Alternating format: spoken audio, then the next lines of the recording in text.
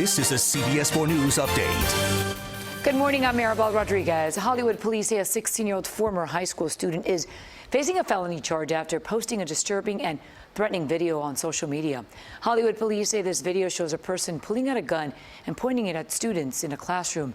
In the brief video clip, the gun is not fired.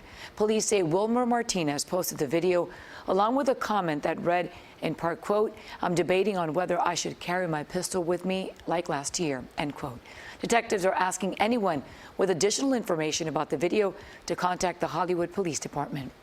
Meantime, there are new questions about a program in Broward schools that came under scrutiny after the Parkland shooting. The Marjorie Stoneman Douglas Public Safety Commission is recommending the Promise program be eliminated. Some members of the commission feel the program for troubled students to avoid arrest should instead be handled within the criminal justice system. Broward Superintendent Robert Runcie has defended the program. Commission member Brian Petty, whose daughter Alina died at Stoneman Douglas, is against it. Part of the confusion is having a school-based diversionary program in addition to the community-based. And I think by simplifying this, we make it easier for everybody to know what the right thing to do is. And we give our teachers discretion to handle discipline issues in the classroom. It'll be up to the Florida legislature to consider the commission's recommendation to eliminate the Promise program. We have new developments following last month's crash that killed a Broward Sheriff's deputy in Deerfield Beach. Detectives now say the driver who caused it is under arrest. That suspect is 32-year-old Darren Johnson of Boynton Beach. Investigators say Johnson ran a red light on July 21st, crashing into the patrol vehicle that 30-year-old Deputy Benjamin Nitz was driving. Nitz died at a hospital. Johnson faces 13 separate charges, including DUI manslaughter, since investigators believe he was impaired at the time of the crash.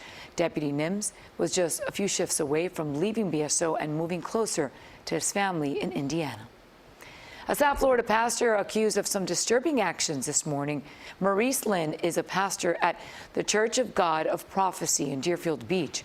Police say he inappropriately touched a 15-year-old boy from his congregation after promising to help him buy school supplies. When he took the boy home, investigators say he kissed and groped him and then told him he would do it again. He is being charged with lewd and lascivious behavior. Now, CBS 4 weather.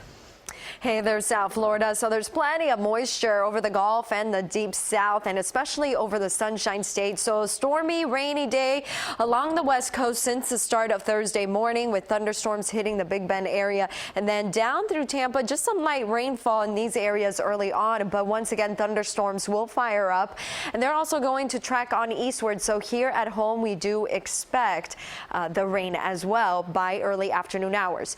Now, there's excessive rainfall. Outlook shows areas that are highlighted in green as a marginal risk, which is at the lower threshold of these levels. But what that means is all these areas we see shaded in green is isolated flash floods are possible, along with the possibility of street flooding. Most likely that's going to happen. We've been dealing with that here at home as well, and it doesn't take much for this to start because we've been dealing with rain the past couple of days. And of course, the poor drainage areas and neighborhoods do expect the flooding once those thunderstorms fire up. And so that leads me to the flood watch that's in effect for parts of Palm Beach County, and then here at home, Broward. All the cities in Broward are included, but not all the cities in Miami-Dade. So what areas are included in Miami-Dade is basically areas east of the turnpike on the northern half of the county, down through US 1 and once you reach Palmetto Bay, Cutler Bay area.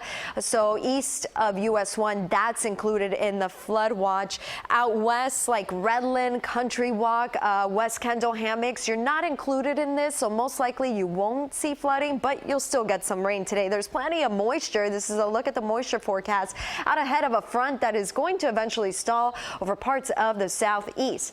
Now look closer at home. There's an area of moisture that comes our way Saturday. That has to do with the northern end of a tropical wave that pushes out quickly, and then an area of finally some drier air mass returns Sunday and Monday, and that's going to lower our rain chance by then. So that's a little bit of change that we're finally seeing in the forecast. Highs today 92 degrees. We're going to keep those highs in the low 90s. Now by Sunday, it's going to be warmer and feel a lot warmer because we expect more sunshine by then with that drier air mass returning. That should last Monday. And then Tuesday, I think we'll get some more shower activity returning into the forecast.